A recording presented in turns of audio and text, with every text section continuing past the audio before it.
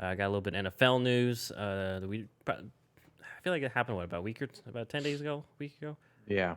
But anyways, just in regards to some free agent signing, so Jadeveon Clowney just finally signed with the Cleveland Browns. Did not take him as long this year as it did last year to sign with someone. Or last year, I think it was even we were recording and we were still like trying to. It wasn't until like a month before the season where it started heating up. But didn't have the greatest season in Tennessee. I believe he was injured. Just the usual things that have kind of disrupted his career because he was the number one overall pick. I believe he was the number one overall recruit coming out of high school. So regardless, I mean, some people might brush this off, but this could be a potentially big deal. But I want to know your thoughts, John. What are your thoughts on the Browns acquiring edge rusher Jadeveon Clowney? Um, well, I mean, just talking about him, I remember when we first started last year was about the time that he was trying to find a home, and it was between like Seattle, Tennessee, and Like, I think Cleveland. yeah, I pushed And for Buffalo at the time. yeah, I and still Buffalo kind of was push in from Buffalo there. still this year, but anyway. I remember like the Saints was one of the options. The Cowboys was an option he had mentioned, but some of those, teams weren't even actually looking for him. But regardless, um, I remember I said Tennessee was like the least likely one because it didn't seem like that was that alluring of a fit, and that's where he went. Regardless, he's in Cleveland now. I think it's a good deal for both sides for the Browns. I mean, it's a 1 year deal. It's you're coming off a season where they had the best year they've had in a very long time, and so you add a pass rusher who maybe doesn't have his highest market value right now, but if he can get back to his previous form like he had shown in Houston, then 10 million 1 year, that's an absolute bargain, and that could lead to a potential long-term deal. Obviously, we know that they have Myles Garrett on the other side. And so I think it takes a lot of the pressure off of Clowney to be the guy to where, in Seattle or Tennessee or, even Houston when Watt was injured, that was the expectation. He had to be the guy. But because Myles Garrett's there, and obviously he was a defensive player of the year candidate, really he's the number 2 option on that defensive line. And I think he should thrive there. If he doesn't have a productive year, then I don't know what to say, because when you're opposite of another elite level pass rusher, typically the other guys, they tend to do a lot better than they normally would. I mean, even looking at this past year, Bud Dupree, he had his best year opposite of TJ Watt, who, was an absolute force. The guys along the line with Aaron Donald, they're always pretty productive. And so the same should be for Jadeveon Clowney this year. I think it's interesting too because their defense last year they had a lot of different holes for various reasons, but I think this year they're filling those. Adding Clowney, I think, fills that hole of another pass rusher on the other side of Myles Garrett, because they didn't really have a for sure option there. I know they had Olivier Vernon. I don't know if he's still on the team, I think he but he is. got hurt last year. So, and then also they had oh man, now I'm blanking on his name. The rookie safety out of LSU. Oh, Grant Delpit. Yeah, Grant Delpit. He got hurt for the year, so he didn't play. So he should be there this year. So I mean, they have some new exciting additions on top of this year's draft.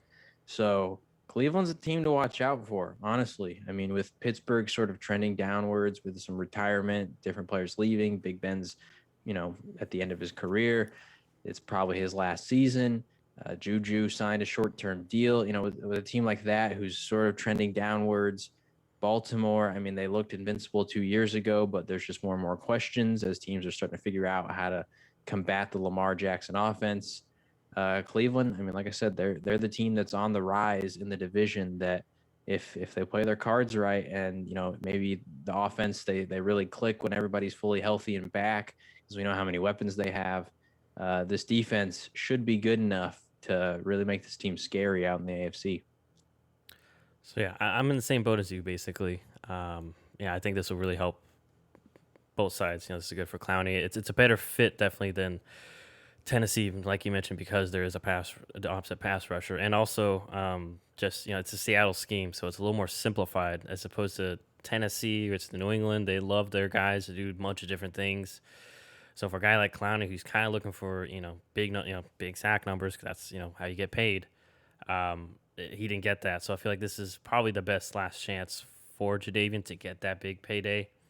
But in regards to the rest of the division, I mean, yeah, I'm surprised that Pittsburgh. I'm not sure. Once again, I'm not sure the cap situation. But I'm surprised a team like Pittsburgh didn't go after him. They just lost Bud Dupree, like you just mentioned. Even though he is probably gonna be out the first few weeks of the season. They don't have anyone opposite of T.J. Watt right now. So I think this is a huge win for Cleveland, just in terms of just taking out the possibility of Clowney even going there and getting him themselves. Yeah, like you mentioned too. Also, they got Joe Johnson, a very good safety in free agency, and they got good young corners too. So only worry I might have is other D line depth, especially because Clowney's had an injury history. I mean, I think to believe I'm pretty sure I read that they released Sheldon Richardson a couple Yep. days ago, and he's a pretty good defensive tackle. And I mean, I think they have I think it's Ogun Joby. I think he's still there. Mm-hmm. And I'm sure they'll find some depth at the. Maybe that's what their plan is. Maybe they like the defensive tackles, and maybe that's who they'll get. Second, third, fourth round. But yeah, I like the signing for Cleveland. It's just it's a low risk, high reward type deal. And they're really trying to capitalize, on the window with Baker and his rookie contract, even though he wasn't a one overall pick. Because I believe this is year 4, gonna be year 4. So Mm-hmm. they might, if he balls out, then they can let Clowney go, whether he did good or bad, and then re-sign Baker. I think they also re-signed Nick Chubb. So it's a good 1 year deal for Cleveland, and they took, like we mentioned before, took advantage of this, I guess, awkward off season because of the cap drop. So yeah, I'm very interested to see if he can just get back to what he is, because we've seen the highs and we've seen the lows of Clowney. We've seen him be absolutely dominant, and we've seen him, be, you forget that he's on the Titans. So anything else you wanted to add there? I just want to know, do you think, just based on, I mean, obviously this is a crazy early prediction, but where do you think the Browns, I'm not going to say like specifically where, but where do you think their ceiling could be this next season if everything goes as planned? Obviously not like a we're not expecting some like MVP level season for Baker Mayfield, but he sort of progresses even more than based on last year. Odell is still there. The defense, they're healthy, all that kind of stuff. Where do you think their ceiling would be?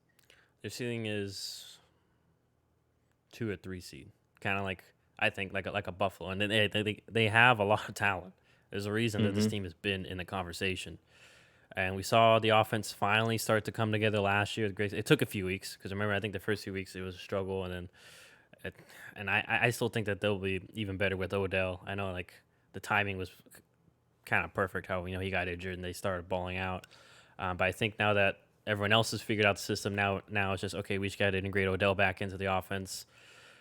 At best, it could be like we saw. It was still a very good offense without Odell Beckham. So with Adam, Right. if he can get back into it, and then I think they still have Njoku, correct?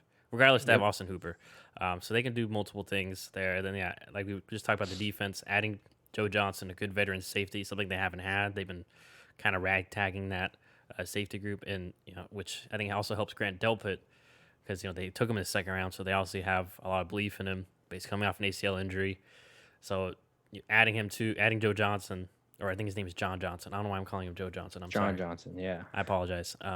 Shout out Joe Johnson, the NBA, ISO Joe. um, but so if in a way, Grant Delpit doesn't have to hurry to be back. He can kind of theoretically slowly go back into his role, because this will technically be his rookie season too. But if all goes well, yeah, I see like 13-4, 12-5, that type of season. AFC North winners possibly at best. Now, I still have concerns about the defense, like I just mentioned, depth, and depending on what they do in the draft linebacker, they still don't really have a difference-making linebacker. So, yeah. So sorry about that spiel, but yeah, that's where I could see them best slash most realistic case scenario. Yeah, no, I completely agree. I think their peak would be second seed if everything went super well. I don't think that even them playing their best could beat the Chiefs out for the first seed, or like a team like the Bills or somebody if the Chiefs weren't there. Um, so yeah, I think that's the best they could do. But I honestly, depending on how well their defense does, because I think with their offense, they should be better than they were last year, especially in the passing attack.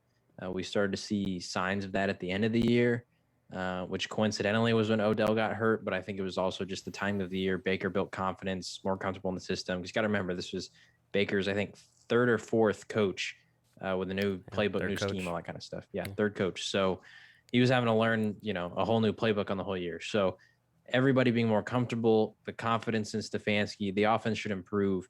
And I think the defense, with the additions they did make, I mean, like we've seen with, other teams in this league, you don't have to have an elite defense if your offense puts up a ton of points. You just got to have a pretty average defense, and you can potentially compete for a Super Bowl. So, yeah, I agree with you. I think that could be their ceiling, honestly. And if they have some crazy magical postseason run, who knows? I mean, they're in the mix with the talent that they do have. It's just a matter of everything coming together. And I agree with you. I think the most important thing in this draft is the middle of that defense, their linebackers, their defensive tackles.